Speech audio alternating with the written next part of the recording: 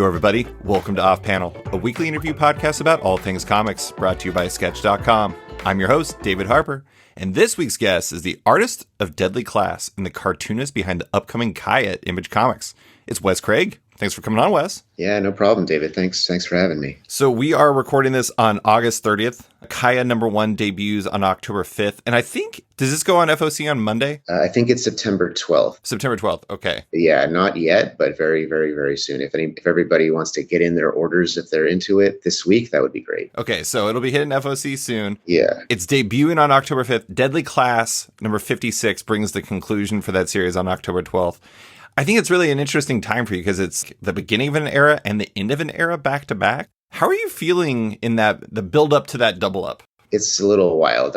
We were just talking a little bit, and I just got back yesterday from Toronto Fan Expo. And thank you for everybody. If everyone's listening to it that was there, they said hi, thanks for coming by to the table. Yeah, I'm just finishing up. I got 10 more pages to go of the last issue. So it's this is really, and I don't have any other conventions until New York City. So it's I'm going to be finishing it in the next few days. And I feel like that's when it's really going to hit me. It's kind of there's been moments like Rick Remender, the writer of the series, calling me on the phone. He kind of described what he pictured for the last page, and I got a little verklempt, just picturing that, just kind of wow, that's going to be the, it became a bit more real to me, and it's just becoming more and more real. Each page that I draw, there's certain characters where I'm like, okay, I guess that's kind of the last time I'm going to draw that character and that character, and there's I don't want to spoil anything, sure, but there's a moment in the last issue where I'll just say we're going forward in time right now in the last two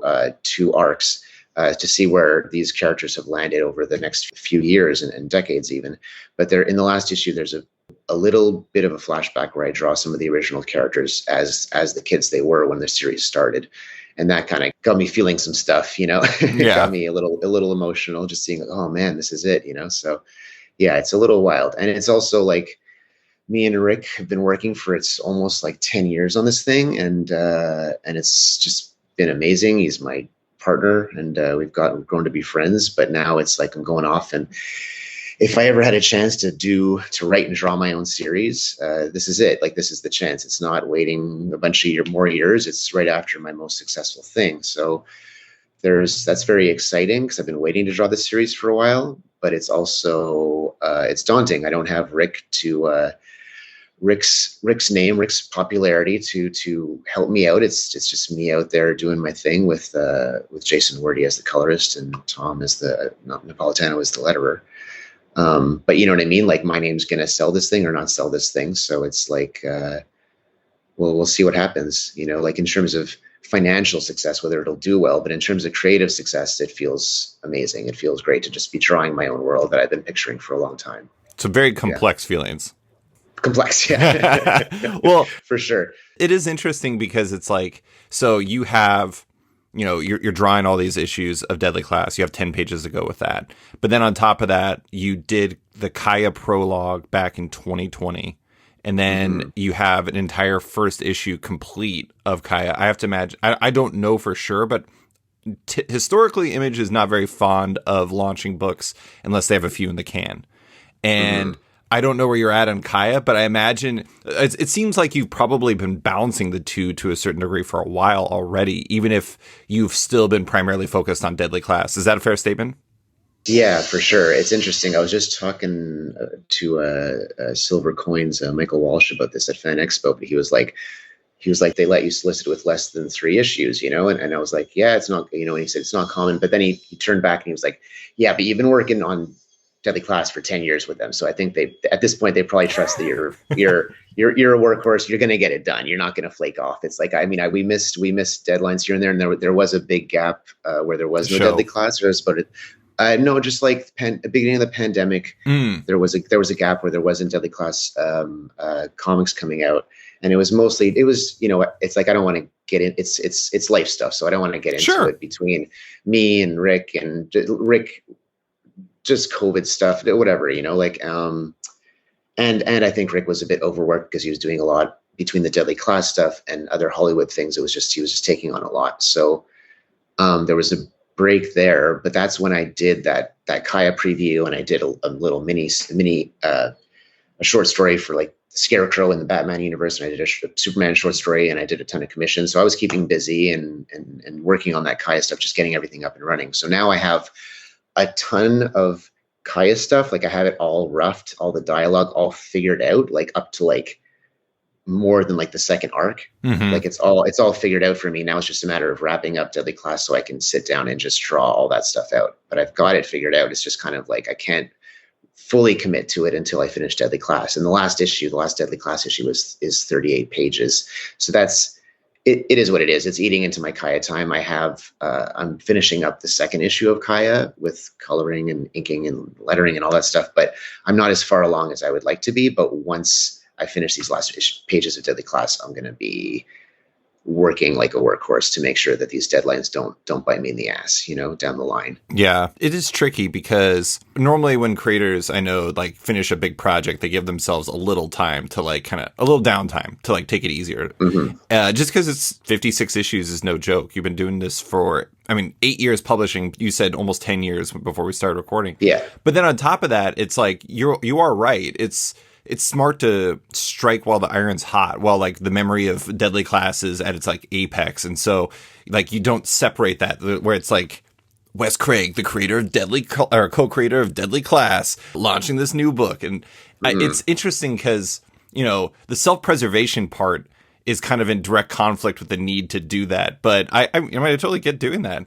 It's a lot, but it sounds like as you pointed out, Image knows you'll produce because you have a lot of history doing that. Yeah, that's one thing. I'm not necessarily, everybody has their advantages and disadvantages they bring to the table. It's just for not to be high on myself or down on myself, but it's like, I'm not as there's certain artists that I look at and I'm like, I'm never going to draw to that level or whatever like that. But there's other artists that I'm more similar to where I have a deadline style where it's like I get the work done. The one thing I am good at is getting my, hitting my deadlines and not having big giant gaps, where the issues just disappear and you're wondering what happens to them. And some of the people that have those deadline problems, they have styles that are so intricate or so incredible that it's like you can see why they miss their deadlines and stuff like that, but I don't feel like I'm one of those people. And also another thing that it's all my own world. Yeah. I love drawing this fantasy stuff. Right. And I've been waiting to draw it, honestly, for quite a few years. I've been building it up while I'm working on Deadly Class, but I can't actually draw this thing for real until Deadly Class is wrapped up. I'm not John Romita Jr. back in the day where I can do like two books in a month. I'll kill myself. So it's like there's some work. I'm a workhorse, but not to that level. So it's like, but now that it's here, I love drawing the fantasy world so much. Like I think the love shows on the page, and I could just draw it all day. Yeah. I can go back into my chair at night and draw it again, even if I'm tired. And then once I start drawing it, I won't be tired. Like it's super exciting to do this stuff because it's all the stuff that I love to draw. So that will help me too, I think, kind of catch up a little bit, once I start really grinding away on it. Yeah. Well, before we get into Kaya, I did want to ask a couple questions related to the experience of Deadly Class. And I'm not going to go too deep into what's happening, but I thought this was interesting. I was doing some research. Per your Comic Vine profile, which is as irrefutable of a resource as we have on the comics internet at this point, the series you did the second most work on was Gravediggers Union, which you wrote for 9 issues. And third was the art for 7 issues on the best volume of Guardians of the Galaxy, which I'm ashamed to say, despite the fact I love that series, I never actually connected to you, which is amazing because I looked at it and I was like, I remember these pages. How did I never associate with you for some reason? But meanwhile, Deadly Class was 56 issues of art and covers, which means that if you multiply your 2 and 3, you end up with the same number, which is insane. So it's a considerable amount more, but that's a lot of time. That's a lot of reps. That's a lot of issues. That's a lot of panels, et cetera, et cetera. What do you feel were the biggest things you learned over that run, both about your own work, but also, the direction you wanted to take yourself in going forward? Yeah. 2 things pop to mind. And I'm going to try to remember this second. The second thing is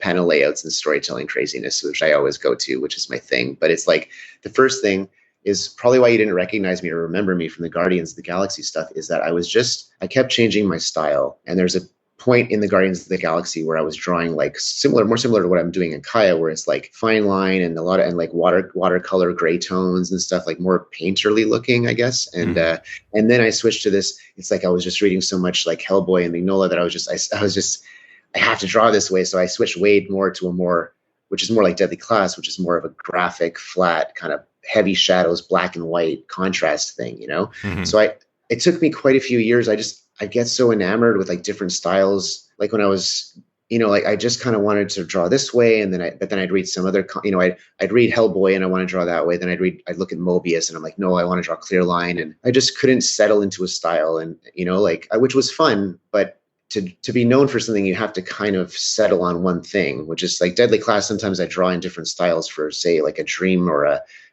acid trip or whatever. But like the general style is pretty consistent through the series. That's how I want to draw. And I think that's the main thing. Like a big thing that I discovered is I settled into my own style. Like I am this thing, I'm not that thing. I can look at this other artist and appreciate what they do, but it doesn't mean that I have to try to ape it. But I do like aping styles. It's just fun to try to figure out somebody else's style. So I find pockets for myself. Like I'm doing these variant covers for Kaya. Each issue has a variant cover, and each variant cover is based on a different creator that influenced Kaya. I could talk about that later when we're talking about that stuff. But I did settle into one style and just got comfortable with that, as that's what I draw. And the other thing is just I always loved experimenting with panel layouts and how you do the storytelling in comic books. And I didn't have a lot of room to do that with Marvel and DC stuff, just because I just always felt like I don't know if they're going to get into that. I don't know if that's what they're looking for. I think they just want me to tell the story very straight and very much like the script tells me to tell it, But at the time I did Deadly Class, I was more confident. And also Rick was just very inviting. Like, he saw how I was doing that stuff. And he opened me up to it more and more. He's like, don't worry, feel free to do the pages the way that you want. If you want to break up panels in a different way, if you see the structure of the page in a different way, like you can do that. And seeing people's reaction to that, like fans' reaction to that, encouraged me to keep doing that. I was like, okay, it's not too weird. Like people actually seem to love it. Like every convention I would go to, I'd always get people, and I get young students and stuff that are looking at it to like analyze, like, how does he tell the story? So that encouraged me to kind of keep moving in that direction. I play Kaya a little bit more straight just because I don't mess with the structure and experimentation as much, because the story is more made for an all ages thing. And I don't want to confuse young readers or anything. Not all ages, but you know what I mean? It's not Deadly Class where there's massive amounts of violence and like crazy stuff is going on. It's a bit more of a Lord of the Rings where, say, if you're 13 or 14, you're not going to get scarred by like reading it, Yeah. So yeah, those are the two big things I'd say I learned. I wouldn't say that Kaya's not all ages. Granted, I've only read one issue in a prologue, so it could be just like straight up Lizard Rider stabbing in the next issue.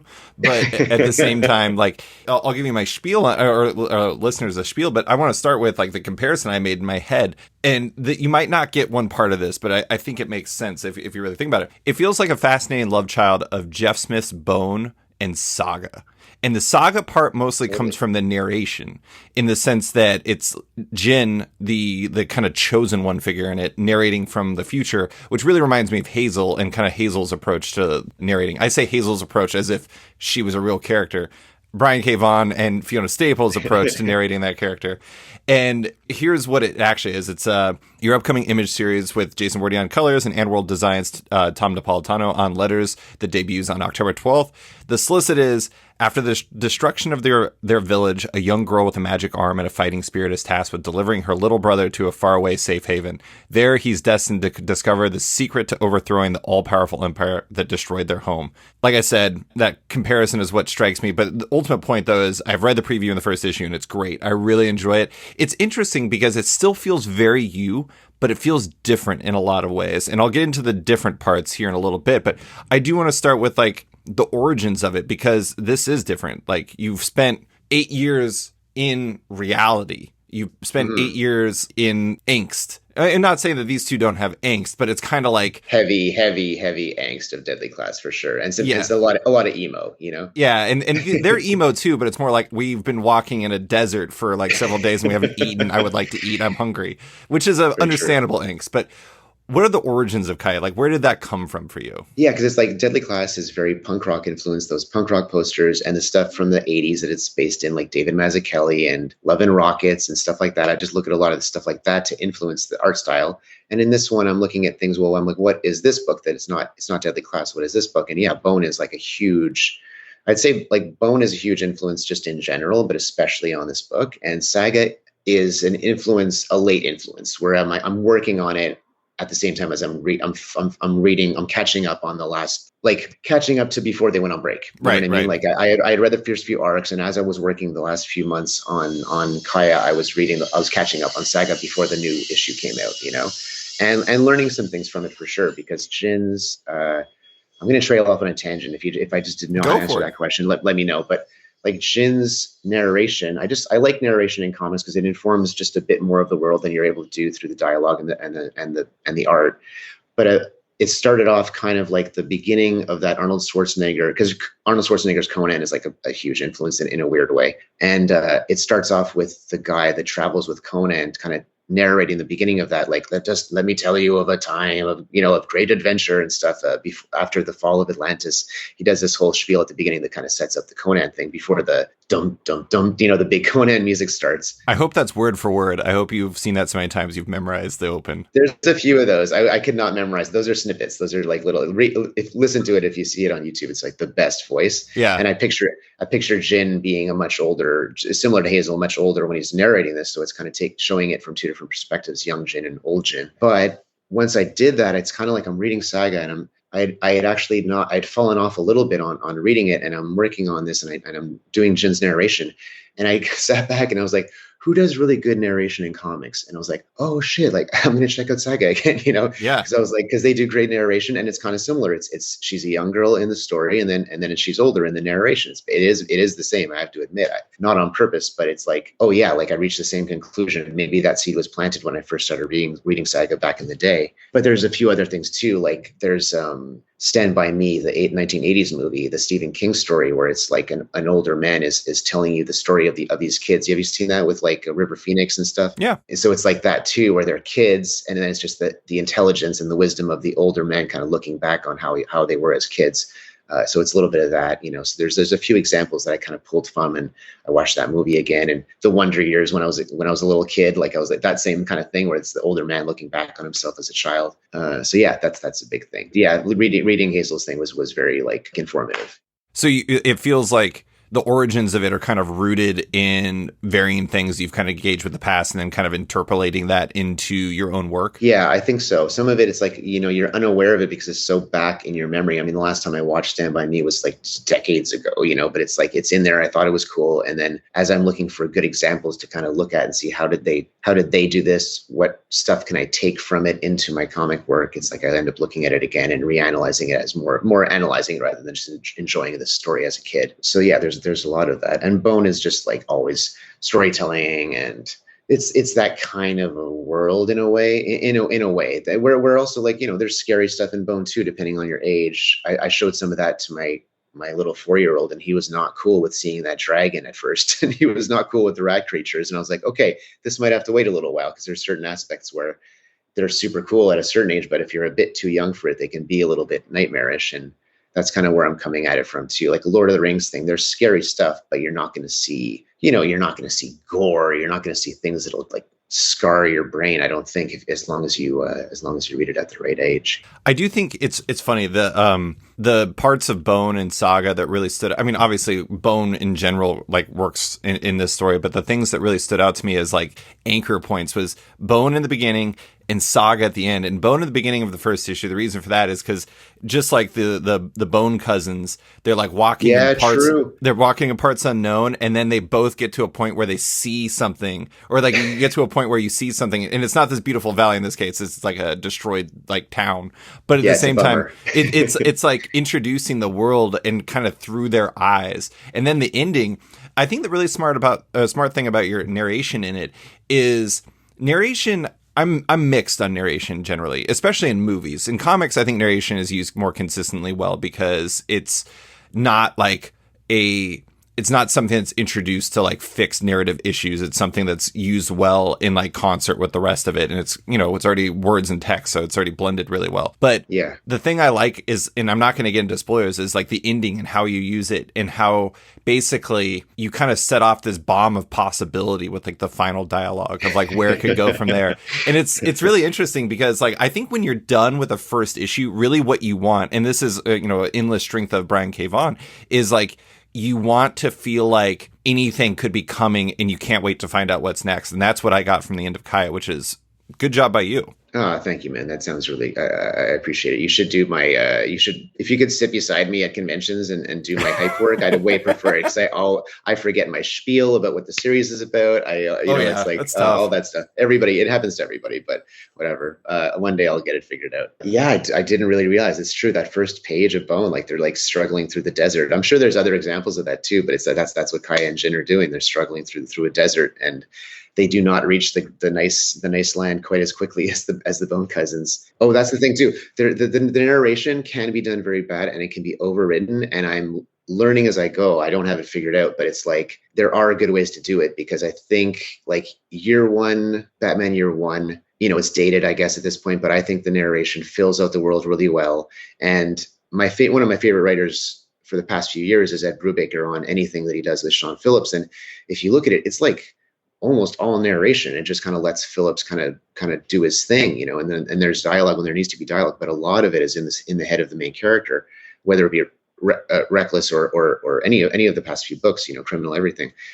So that's another lesson too. I was looking at him, I'm like, okay, he does a lot of narration, but it never feels like there's too much or it's just what you need. That's a specific type of story that it wouldn't work really well it wouldn't work as well with what I'm doing, but I do take lessons from it. So yeah, when it works, it works. And when it doesn't work, you're like just sticking to those comic book lessons where it's like, don't describe what's already in the image. Don't fill out the world. Don't use it just as exposition. Open possibilities for the reader on what could happen. Like you said, fill them in on the things that comic books can't do. Like we can only go so internal on what the character's feeling. So we can go inside with a bit more narration on it. Like there's only so much in the drawing that you can really show. The person could be saying, yeah, I'm doing great, thanks a lot. And you could draw it in a way where really actually they're about to cry or something like that. So there's something going on internally, you know what I mean? Like a contrast, but there's only so much of that you can get across, and the narration can help that. And you can say, it smelled like beautiful flowers, or I was disgusted by the taste of, there's like, you can fill in you can do a bit more with the five senses, and there's things, it's just like thinking of all those things that you can do better with narration than you can with the illustrations, and playing into those strengths. I like that Jin uses his narration to rip on himself, like his younger self.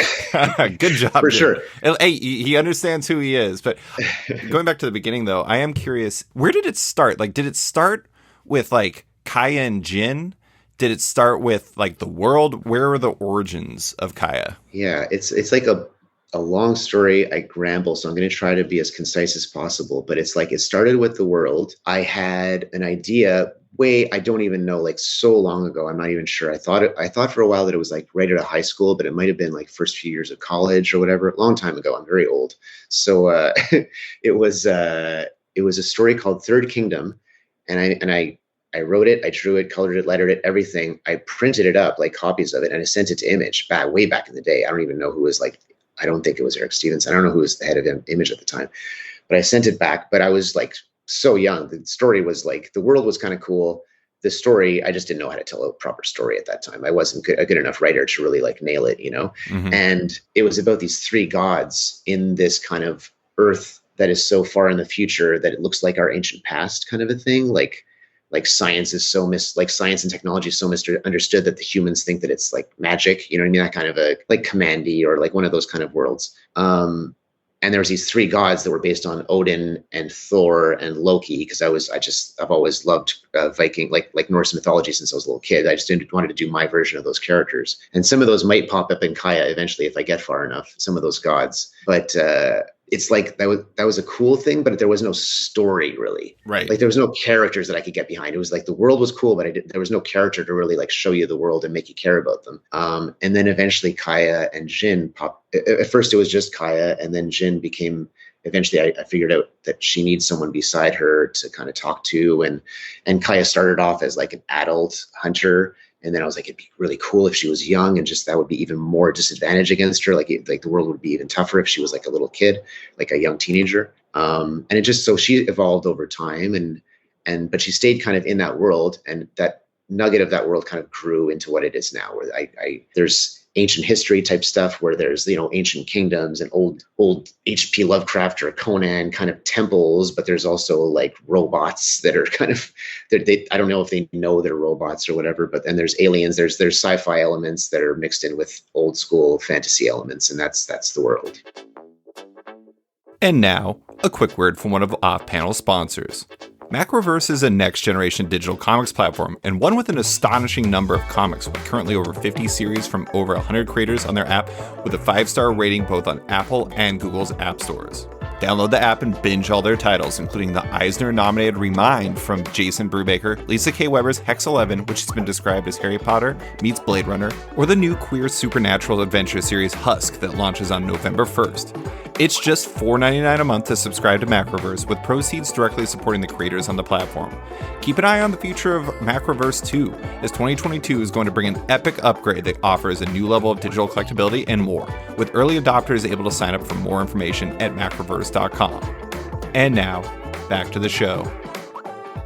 I was thinking about the Atrians based off of what you were saying there, and it is kind of funny. I mean, I guess relative to like, if you're a robot, you're not thinking that that's like unusual, and you're a fully sentient one like the Atrians. You're just like, what are these like weird flesh bags? They're like so weak and vulnerable. Like, we're awesome. Like, they need to be cool like us. But I do want to talk about the characters a little bit. Kaya is such an interesting character on a number of levels. But one thing I think is really interesting about her is her design is like a story unto itself. Like, just her arm, which is this like majestic, glorious, like Chris Bachalo circa like steampunk meets like Hellboy beast of an arm. Yeah. It could be like an entire arc if you want it to be. I mean, it might be coming up. I don't know. It could be an issue where you just explore like where this arm came from, but she like wears her history on her body, literally. And her mindset also carries her history with her because she's just went through so much. There's a line in the first issue where a character says that she used to be softer, basically. And I think it's interesting because you have this like tissue soft prince boy who just like wants to be the chosen one, have his magical powers and the gods to take care of him because he deserves it. And then you have this extremely hardened person who's had a very tough life and it has to take care of this pampered baby. And it's that contrast is great, but I am interested in Kaya. Like, what made her such an appealing lead to you, and like the right title character for this story and this world? Yeah, I think it's I just always like that kind of character. I guess I've always had a lot of respect for like I don't even know if this is like an okay term anymore. If you use the word tomboy to describe just a tough young girl when you're a kid, I don't know if that, like these terms change over time, but everybody knows that these tough girls, when you were a little kid, you'd be like afraid to get into a fight with them. They mess you up, but you have this kind of serious respect for them, because how do you do that when you're a girl surrounded by these boys that are trying to be tough around you and you're like the toughest one? Like, I just always had that kind of respect for that type of character. And I think it's so far back that she started growing in my head. I don't remember the exact seeds, but there's characters that you're drawn to, and there's characters you're not drawn to in the fiction that you read and watch and whatever. That's an archetype that always appealed to me. And I like in terms of the arm, for sure, there's like I didn't think about that steampunk Chris Bachalo thing for sure is there. I didn't think about that specifically. I think Hellboy, just because I love Hellboy and I love Mike Mignola, that was an influence on it for sure. Hellboy's Right Hand of Doom. Right. And again, there's always like there's this one influence we mentioned, but there's always these other aspects too. It's like Image actually noted like a thing about Mad Max Fury Road, Furiosa, and I was like, oh my God, she's totally like Furiosa. Like, I didn't notice that until they mentioned it. I'm like, and they're going through a desert. The desert changes after eventually. They're got the eye black. The eye black, exactly. Like, I went to my wife and I was like, I feel really dumb right now. But also, it's that thing where I'm sure when I watched the movie, I must have thought, oh, this character's kind of like Kaya, because I've been working on it for that long, like quite a while now. Yeah. And that image had solidified quite a while before, where she was a young girl and stuff. And but that type of character appears. Like, I just watched Prey, the Predator movie, Prey, and I was like, okay, so this girl is also basically like, she could be Kaya in a way. Like she's raised. She wants to be a hunter. Some of the hunters have shown her the ropes. The rest of the hunters don't want her there. This is what she would grow into in a way, like she's trying to prove herself as being as worthy a hunter as any boy or any whatever, So that's kind of who she is too. I was like, okay, that's cool. She's kind of similar. People seem to like that movie. That's a good sign. But yeah, that type of character is always interesting to me, and Jin is kind of like, yeah, it's just odd couple. Odd couples are always fascinating to watch them try to come together on an, eventually they are able to agree on something, but then they're constantly bickering, but they love each other. That kind of dynamic is always, there's a lot of drama in that. And I think over a continuing series, which like I'm hoping it'll be going for a while. Hopefully, we'll see like if it does well enough to go for a while. But that relationship can constantly change. They can grow to love each other, and then something happens where they fall apart again, and then they find their way back. We'll see where the story unfolds. But that kind of, it just seemed very suiting and dramatic for an ongoing sequential story. It's interesting. Influences have come up a lot in this, but it's interesting because it's not necessarily influences. A lot of these are just things that remind me or you or Image or whomever of other stories that come from your story. And I think that's actually a really good thing because a lot of these stories all kind of come from like the same melting pot. And if you can kind of evoke the same feelings of like the things that we're talking about, like another thing I was thinking of, and this is just a standard like tough woman character and like the kind of weaker character that's with him. It kind of reminded me of like Ripley with Newt in Aliens, and then also like Sarah Connor with John Connor in Terminator 2 and everything. And it's but at the same time, it's like that's not what it's about. It's just a thing that kind of shows up a little bit, and I think that's actually a strength of it. But I do want to talk. You were talking about contrast. You were talking about how these characters kind of like balance each other out to a certain degree. And I think one thing that's really interesting from the first issue, Jin is, again, he's this kid who is coming from a position of privilege. He's obsessed with knowledge and scrolls. And it's really interesting because that is like a very impractical obsession in this world that's like Mad Max and like something that's defined by power, not by like, do you know the lineage of the kings of your people? And there's like this big beat in the first issue that I feel is low key like a defining one that relates to this. But that side of Jin, it's an embattled part of him. It feels like it's going to be a big part of the story going forward, which I could be wrong about. I don't know. But to you, like, what makes that hyper focus on knowledge and scrolls in a world where it's like you ride around on lizards and you fight Magors? You fight like monsters and stuff. What made that an interesting part of Jin to you? Okay, one little thing, biggest influence on that besides Odd Couple from the previous question is it's true. The strong protector and the weak kid they're taking care of. That's also another. That's the biggest one for sure. For me, it was like I loved Lone Wolf, but you know what? I'm a kid of the '80s, so all those movies you just mentioned too. It's like for sure that's part of it. Like Aliens is like a huge. Protecting that little girl is a big one too. But when I was a kid, I loved Lone Wolf and Cub, so I've always loved that.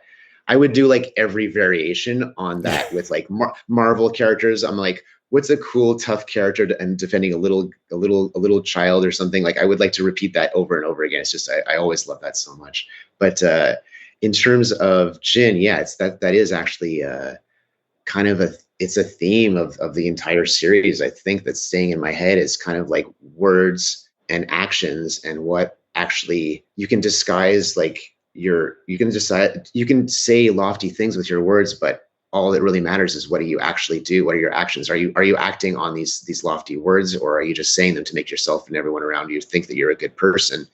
That's kind of the thing that I think about, and it's like a childlike version of that. But he's coming from this world. It's like he's still holding on to the world he was in, where there's philosophy and they're taught to write, and he's reading the scrolls, and there's all this lineage and stuff.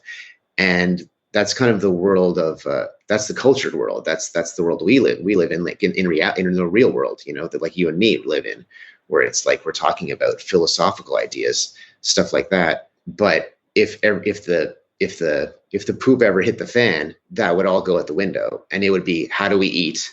What do we have to kill?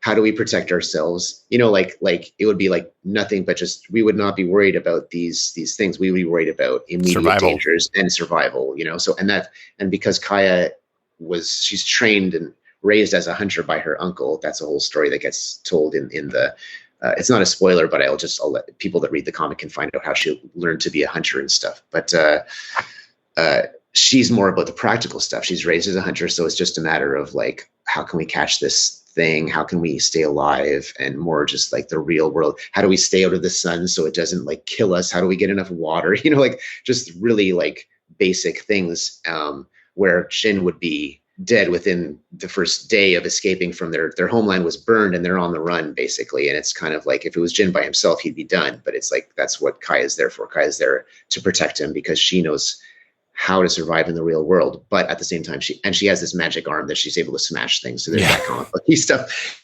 It's like she's able to smash giant robots with her magic arm, so that helps a lot. But also she's a hunter and she understands these survival things. So she's made for this, but she wasn't the person who was meant to take on this journey.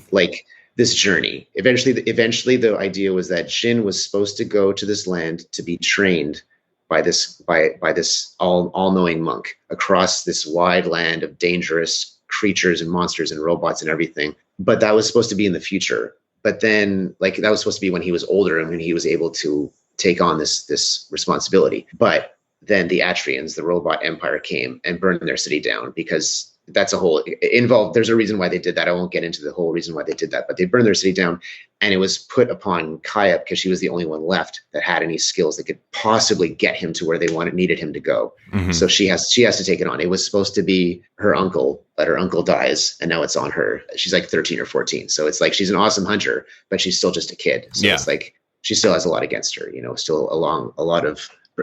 She's not sure if she can do it, but she's going to do her best. She is very badass. Also, she has cool lizard rider friends with excellent hair, which is always a good thing to have. But yes. I have to say, I hate to admit it, I'm way more on the Jin side. I would be so soft. I'd be like, I don't know what to do at all, guys. I need somebody to teach me how to live because apparently I can't order DoorDash out here. What the hell? I'm the same way. I think.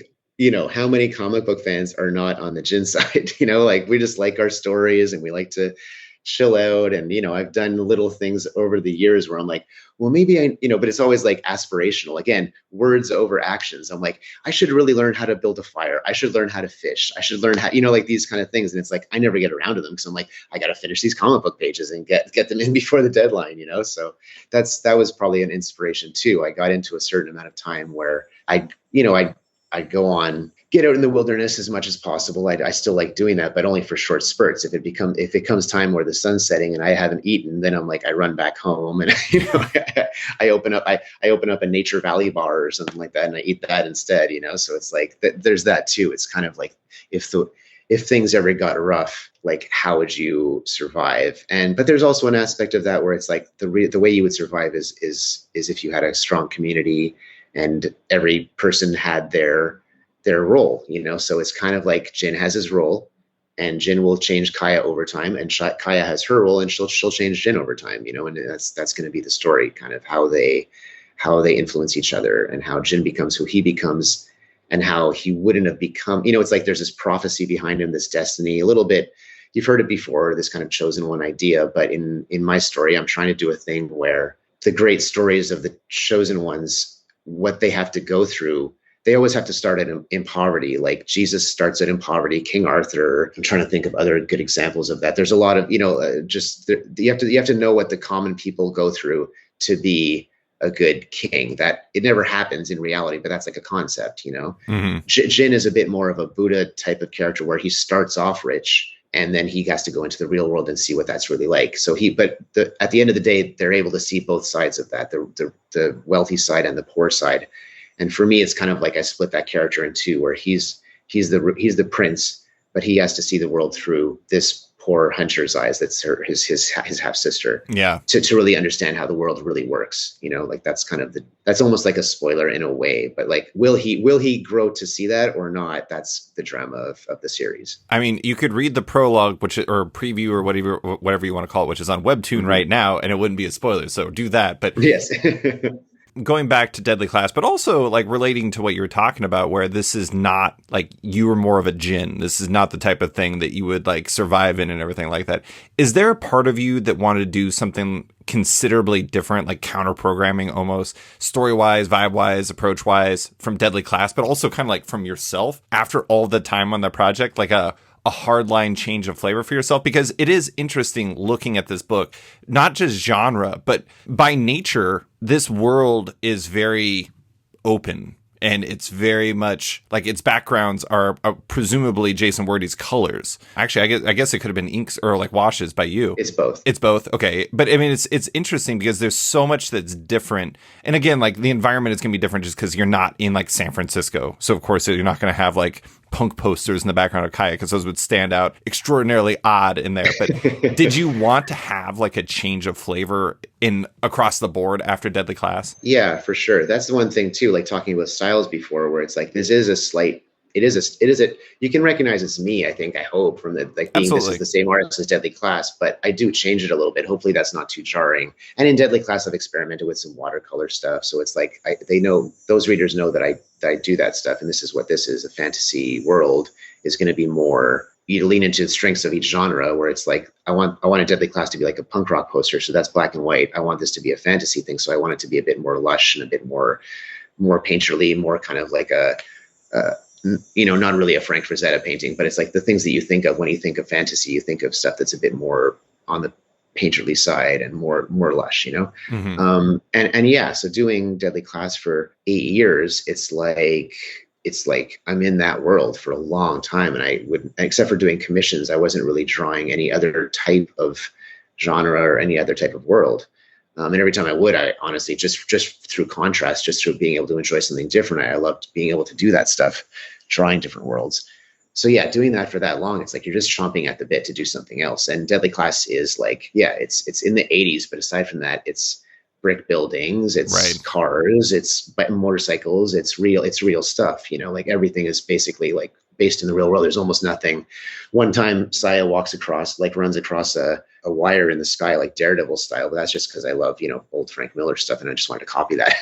But aside from that, there's not really anything that's not kind of possible in the real world. Right. So yeah, so after that, I was like, I don't know what it's going to be, but it's going to, I kind of didn't know it was going to be Kaya because it just always appealed to me, but I wanted to go into something else. It's like, it could be sci-fi, it could be fantasy, it could be horror, it could be whatever, but it's like, I wanted to get into, just stretch other muscles. You want to stretch the other muscles before they atrophy. Right. It's like, if you're doing one type of thing, it's like, you might forget how to do, I'm so good at drawing like angsty teenagers now. Like I could, like that's like a lot of what Deadly Class is. So it's a more like, I have to just remember how to draw these other things. So yeah, it's just changing of flavors, And now, a quick word from one of off-panel sponsors. It's Bad Idea, and Bad Idea is back. What are they doing? I have no idea. I think they have some comics coming out. If you get the latest Previews magazine, I think there's a comic from Mark Waid and David Lapham in it. It's really weird. It's Bad Idea 2, the sequel. I don't know if it's an Electric Boogaloo, but they're making comics again. No more donuts. And now, back to the show. I've referenced them several times. There's a group of lizard writers in the first issue, and they're like, Are they friend? Are they foe? You'll have to read to find out. But I do like that they are kind of like punk rock looking, so they do bring in a little of the Deadly Class flavor. Also, I do want to give you credit.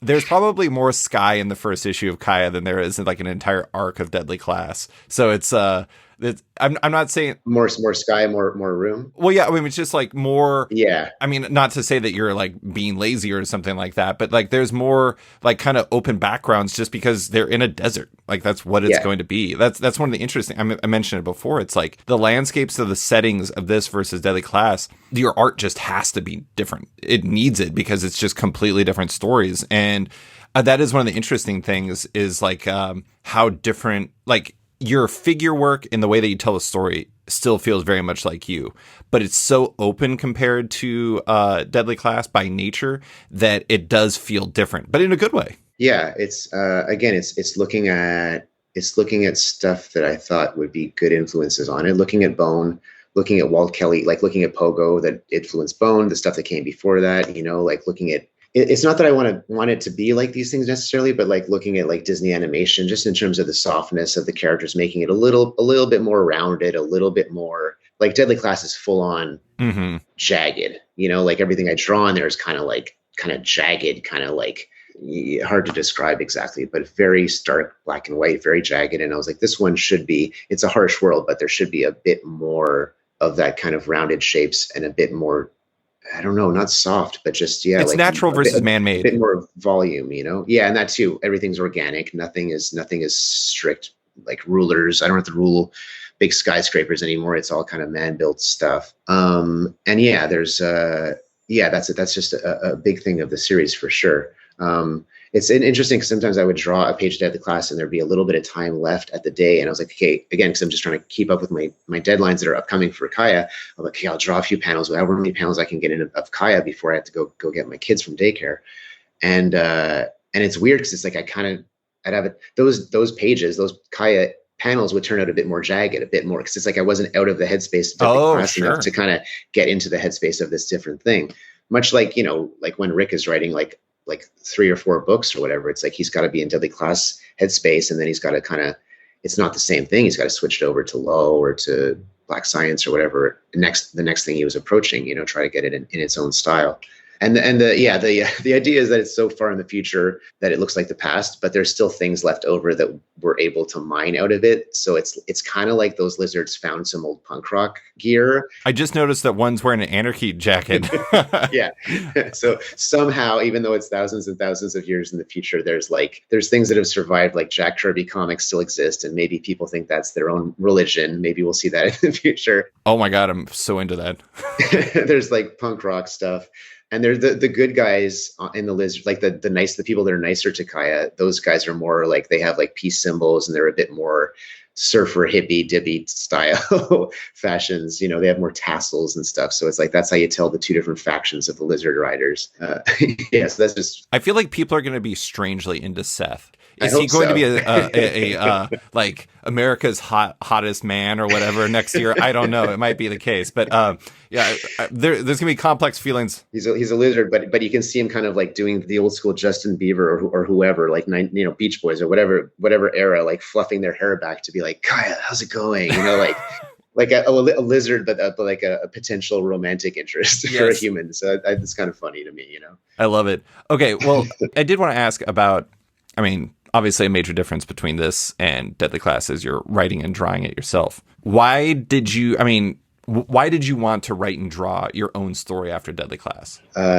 It's always what I've done ever since I was a kid. When I was trying to get into comic books, or before, just for my own enjoyment, when you're a little kid in whatever, elementary school and high school, I wasn't the kind of artist who drew a lot of pinups. I drew some pinups, but mostly I would, even when I was a kid, do panels, page by page, panel by panel, draw in the word balloons, do the dialogue, the whole deal. So I was always like, I always wanted to write and draw my own stories, not just do pretty pictures. And I think it's just, but over time, one thing turns into more of a strength than another. Just like, I know, Rick, like Remender's the same with this. I think maybe Brian K. Vaughan's the same with it. Ed Brubaker, a bunch of writers. Used to be cartoonists? Yeah, used to be cartoonists, right? So they wanted to do the whole thing, but at some point my art is getting better than my writing, so I follow that. And it's the reverse for them. Their writing was just stronger than their art, so they follow that. That's what's going to get them the jobs to pay the bills, But I was always writing on the side for myself. It's just that the art was, the more time you spend with, that 10,000 hours thing or whatever, like you spend so much time with the art, that's going to progress a lot faster. And the writing was more slow. But so it took me a long time to get to the point where I was comfortable with the writing. And it's always going to take time. I'm always going to just, the art's the same way. It's like you think you're good, then you read it a month later, you go, this is garbage, and I could do better next time. And hopefully you're always progressing. But I think the writing is getting to the point where I'm more comfortable with it, and I think it's stronger. I understand the mechanics of it better than I used to. Just like it took me a long time to understand the mechanics of comic book storytelling in terms of the art. But my long-term goal was always, I wanted to work with DC and Marvel when I was younger, so I'd like to do that. But long-term goal, like the things that I used to pitch stuff to Image. Aside from this Third Kingdom thing, I pitched this thing. I won't, whatever. You never know. Maybe one day I'll do another version of it. I'll keep the names to myself also because they're kind of silly. But I used to pitch stuff to Image all the time as me being the writer and the artist. It's just that I wasn't up to that level yet in terms of the writing, and the art was rough, but it was okay. It was like serviceable. That was many years ago. And it's just like, but since then I've always been drawing, but I've always taken time each day I go to the coffee shop, I put on the headphones, and I just write every day for however long I can get in before I go home and draw the page for the day. So over time it's gotten a lot better. Maybe I was a few years ago, I felt like I was ready. That's why I did Gravediggers Union. And Toby Cypress was the artist of that because I just wasn't able to commit to drawing something. Right. And I wanted a cool artist to go with. So I got Toby. I only pitched it to maybe like 3 different artists. And I was like, if they don't want to do it, I don't want to do it. Cause I just wanted to look how I wanted to look. So it was between Toby and like 2 other people. And it ended up being me and Toby. Cause I love his style, but I couldn't commit to drawing something else besides Deadly Class. So this has been sitting in the back burner for a long time, but it really was. I'm so close to just doing my own thing. Deadly Class feels so close because me and Rick talk so much about the story. I'm so invested with the characters. It feels like it's our world, but it's still not actually fully writing and drawing like my own thing. Like Rick is still the writer. We talk through ideas, but at the end of the day, it's his vision. He gives me the script, I draw it, and my ultimate goal in comics forever since I was a kid was like, I just want to write and draw my own world that I can hopefully people like enough that I can write off into the sunset, just do this for a long time. We'll see, but I would like to do it for quite a few years if it works out, One thing I will say that I really love about the idea is it feels like it could be as narrow as you want or as unlimited as you want very easily. It feels like it could flex. Like if you had to make it, just a streamlined version of Kai and Jin's like journey to the Green Monk and to like, Yes. Monk Island, I think it is, and to like face the Atrians, you could. Or if you wanted to have like a million side quests where you meet like lizard riders and all kinds of like weird ass creatures and stuff, you could do that too. Yeah. And that is one of the benefits of like doing your own stories. You can choose your own path depending on success, of course. But you are working with Jason Wordie and World, Tom Napolitano. They're very good, but did you ever consider soloing the series entirely, or is that just impractical given the fact that you're doubling up? This particular series, I never considered it because I've done these 2 books I did called Black Hand Comics. They're just short story, Twilight Zone or EC comic style, like super mega experimental. The stories aren't even really stories. They're kind of like ideas, and they're just opportunities for me to just kind of try things out with how weird I can get. And those, I did everything, I did everything from soup to nuts. Like I wrote it, drew it, lettered it, colored it, etc. I love doing that. I'm a control freak. I love being in complete control of the entire package. But I wanted this in particular to be a monthly series that came out on a regular basis, that didn't miss deadlines, and that was able to continue for a foreseeable future, So I was like, I just can't do that. I can't do that monthly schedule and keep that up.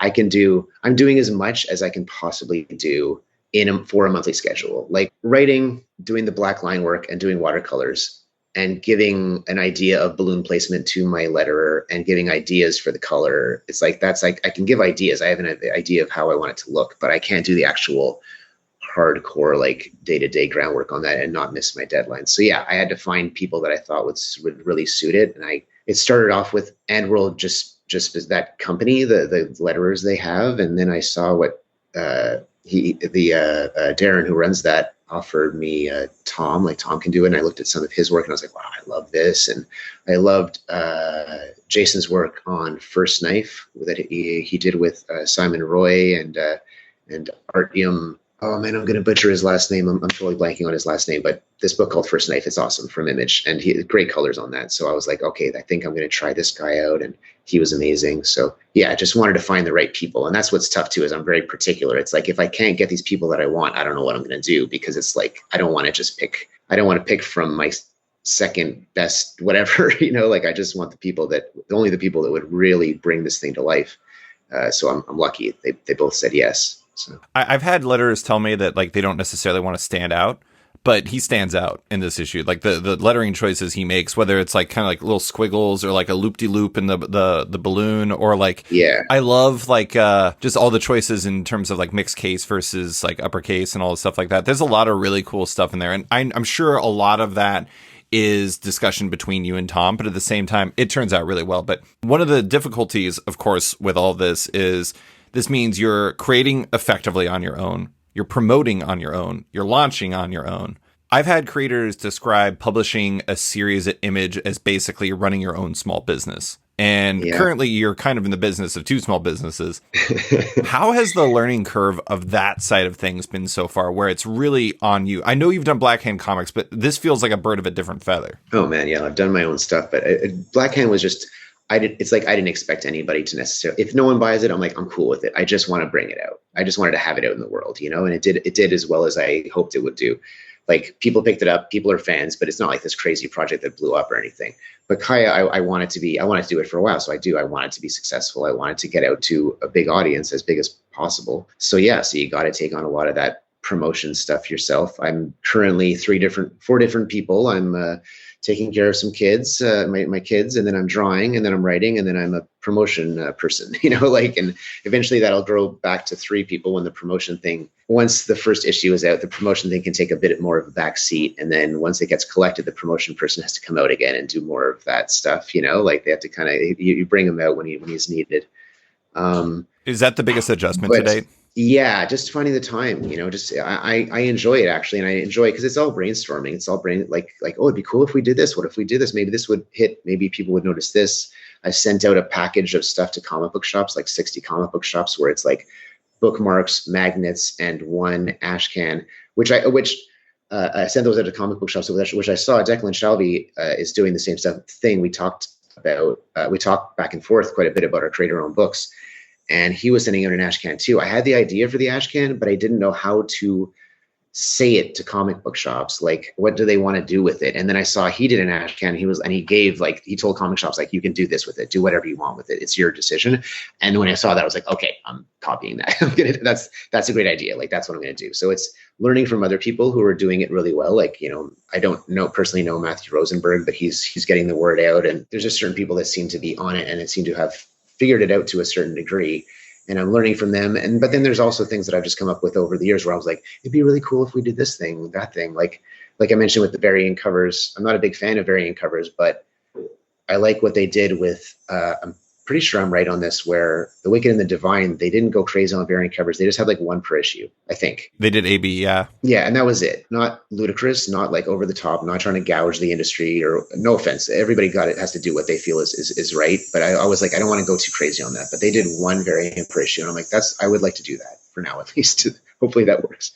But I did the variant for each issue as in the style of somebody else, of things that have influenced Kaya as a series. So the first issue is Jack Kirby, like Commandy, and there's a Hellboy one, there's an Adventure Time one, there's just like a few different, that's another touchstone is Adventure Time. But I just always wanted to do that. I've had that in the back of my head for a long time. So finally, like certain promotion ideas are me trying out things that I've always hoped and thought maybe other people should try out. Yeah. So there's that. So that's exciting, but it is a lot of work. It's just like, I don't have enough time to do all these things in one day. And sometimes you got to eat into your time you should be sleeping or whatever. But it's like I can see the light at the end of the tunnel when Deadly Class is wrapped up in like 2 weeks. Not publishing, but I'll be wrapped up with my art for it. And when the promotion stuff, like FOC, like Final Order Cutoff, again, is in like about a week or whatever, September 12th.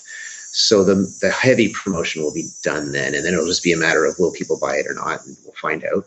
You can see the light at the end of the tunnel, and that allows you to kind of really like burn the candle at both ends for a limited amount of time. You can't do it forever, but you're like, okay, I can push myself for a little while as long as I know that there's a time at the end where I can just sit on my butt and watch a few TV shows and not, like just read some comics and relax and then get back to the grind. There's one element that I'm curious about on the covers. Your A cover, at least from what I've seen, like the primary cover for Kaya #1 has the solicit at the bottom, which is unusual but extremely nice. Is that final? It is final, yeah. I love it. I've never seen anybody do that before. It is a great design element that makes it because here's the thing. I can't even tell you how many times I've been in the comic shop, and I know that so much of the ordering process is, like it's out of their hands once they actually get the product, but shops want to buy this stuff. There have been so many times where I've been in the comic shop and I'm like, what is this comic? Like it seems interesting, but I don't really know what it is. The fact that you have that on the bottom of the first issue really works for me. Like, why did you want to include that?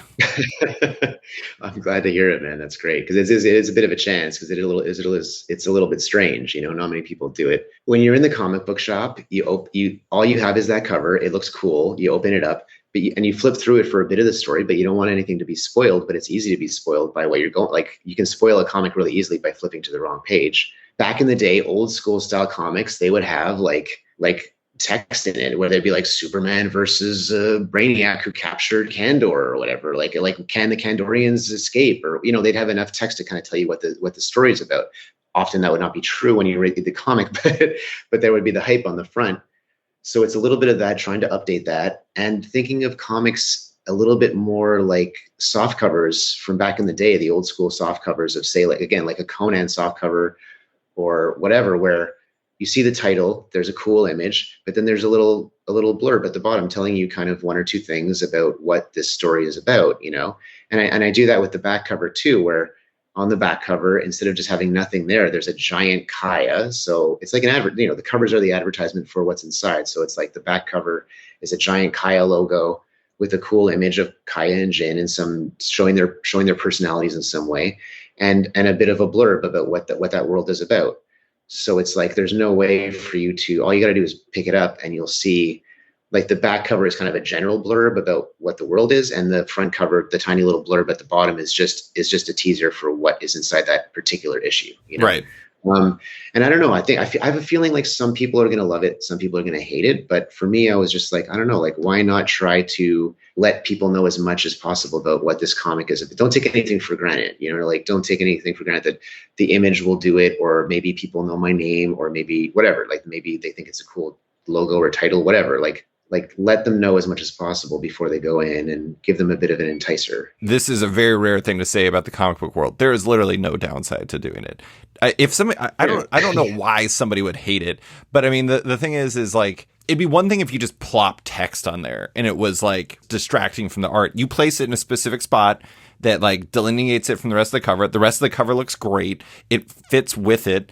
And it's just, you know, text that can help somebody. If they don't like it, they'll ignore it. If they do, if it does make a difference, then yeah. I mean, to me, it's all upside. But I think about this stuff way too often. I when I saw that, I was like, I think that was one of the first questions I wrote down. I was like, holy shit, this is so cool. And I'm like, what kind of nerd am I? I'm like hyped that there's a solicit on the front cover of a comic. But to close, I do, you know, I've found that a lot of artists who've been working in comics are kind of entering into a writing and drawing phase of their careers, where they're trying to tell their own stories, you know, choosing their own, to control their own paths after only drawing for a while, because you're right. I mean, at a certain point, a lot of people, actually probably the majority of people in comics, wanted to write and draw their own stuff, but it became impractical to do that. Some people do, obviously, like, you know, nobody's telling Chris Ware to like just write or draw or something like that. But do you feel that in your post Deadly Class career that writing and drawing is a goal for you, or is going down that path something that happened because you had the right story to do it with in Kaya? It's for me, there's like, Kaya was the one. There's certain ones that I feel so strongly about that I have to write and draw it. And there's other ones that I love the ideas, but I'm like, I could give this to somebody else to draw, and that would be cool to see how they interpret it. Or also maybe there's another artist with better strengths for this idea that I come up with. Sure. So like that would go to other people. Like, I have other ideas. Once Kaya's up and rolling, I do have other ideas that I might kind of write some ideas and see if I can get interest other artists in drawing eventually. Like, not right now, but like maybe next year or whatever. Yeah, I think I could have a whole spiel about like the writer artist thing, and again, like in that world, in that Fantagraphics world where Chris Ware comes from, it's like, that's what everybody does. Adrian Tomine and, you know, Charles Burns and all these guys, and the classic comic strip artists, and like the old, like let's say Calvin and Hobbes or whatever, of the or Garfield, whatever you love, or the old school adventure strips. It's always writer artist. But in this particular genre, in this world of DC, Marvel, Dark Horse, etc., that type of publisher, it's always delineated. Like, it's always sectioned off, deadline based, a lot. Yeah, it's deadline based. It's just like like going down the chain, making sure you get it out on a monthly basis. That's what makes it that way. And sometimes those are some of the greatest collaborations in comics are between a writer and an artist when they're really in sync. Like, it's like Watchmen wouldn't exist if that wasn't the way, and All-Star Superman, and, you know, there's a bunch of like really amazing comic books that's only comes out through that collaboration of a great writer and a great artist. But my favorite comics of all time have always been when a writer artist is the same person. It's just how it is. That's what I grew up loving, that kind of stuff. Like John Byrne when I was a kid, Frank Miller, like, I don't know, I'm trying to think of, I mean, Bone's a perfect example. Bone's a perfect example, exactly. Like, that's my favorite stuff. It's hard to explain. Like, I don't want to like say anything bad. Like, great writers are great writers, and they should continue. That's amazing stuff. But it's like, I don't want to see artists that, if you don't have a story to tell, or you haven't put in the work to try to be a good writer, I don't want to see that person creating a story, because you should just draw. Like, if you want to be a writer artist, you should put in the time to try to hone your craft as much as possible. But if you do have an interest in writing, then I think it's definitely like you should definitely take a chance on yourself and try to write and draw one thing and see how it feels, see how people respond to it, see if you can make something of it. Because it's like, it's a grind, man. It's a grind doing, it's like if a writer writes 4 comics per month and each of those comics is being drawn by a person and it takes them a month to draw it. It's one of those things, it's like, it's in your interest to try to do your own thing and see if it works. I'm kind of muddling my words because I don't want to sound like I'm like against anything. And like working with Rick has been amazing. And I was talking with Nick Dragata a few weeks ago, and he's writing and drawing his own stuff. But working with Hickman on East of West was amazing for him, and we wouldn't be where we're at. Yeah, he's got Jason Aaron book coming up. Yeah. So he's gone back and forth, and I'm sure I will too. It's like if you get a great idea and you have a great working relationship with a writer, then do that. But it's also worth it to try something yourself and see how you feel about it, and see if you enjoy writing and drawing your own stuff, and put it out there and see what happens. And that's what I'm doing. And maybe it'll succeed, maybe it'll fail, but I think it's worth it to try it out. It's been really interesting to see the kind of writer artist thing, but you're right. I mean, one of the things that comes with it is like you see, you mentioned Declan Shalvey earlier, and like Declan, wrote a couple graphic novels. He is currently co-writing Time Before Time, but he's also doing Old Dog, which is his own thing. And that is kind of one of the things that's interesting about this not advent. I mean, people have been writing and drawing stuff for forever. I'm not going to act like it's a new thing, but it does seem like there's a current generational wave that's happening where there's a lot of artists who are kind of getting interested in a way that they hadn't been previously.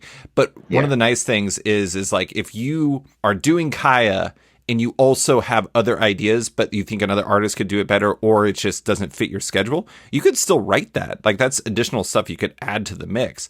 It's all finding a balance. It's all finding, like, what is the right answer for you? Like, writing and drawing isn't necessarily the right answer for every artist, and writing and drawing could be the only answer for other artists. That's the thing about comics, is there's all kinds of flavors that would work. Yeah, it's just finding what works for you. That's the thing. That's why I'm trying not to be, I don't want to come off sounding judgy or anything like that, where it's like, we have friends who are always like, you should come and work for Image. It's the best deal. They're a great publisher, if they're doing like, say, DC or Marvel work. But it's also like, hey man, like if you just like drawing superheroes and stuff, and if you don't have any of your own, any impetus, if this is what you've always wanted to draw, if you just want to draw Spider-Man or whoever the case may be, or Ghost Rider or whatever your favorite thing is, like just do that. Like Stilt Man, exactly. There's got to be some artist writer out there that is like, the one thing I will do before I die is draw David Harper Stilt Man, like the year one for Stilt Man. Like you should just don't feel guilty if you're not. Oh, I should, because that's how we are. We tear ourselves. If you're working for this company, you go, maybe I should be working for that company. Just don't worry about that. Just be happy with where you're at and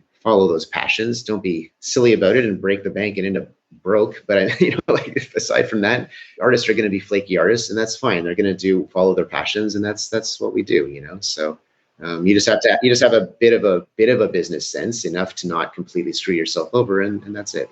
Yeah, it's the creator equivalent of the grass is greener on the other side. You're always interested in, because you're like, what if it was like that? I will say though, I mean, Eric Stevenson himself has told me before, like, making a book in Image doesn't work for everyone. Not everyone is built for that type of thing. It's because it isn't just making a comic. It's making that business, like I talked about earlier, because you have to execute all these different parts. I mean, they're not even saying about like paper stock choices and all the different production things you have to decide. Yeah. And making sure you get the files in and all the stuff like that. Stuff that's normally not in your wheelhouse, you have to figure out. And so it works for some people and it doesn't for others. And one is not the right answer. It just is the right answer for you.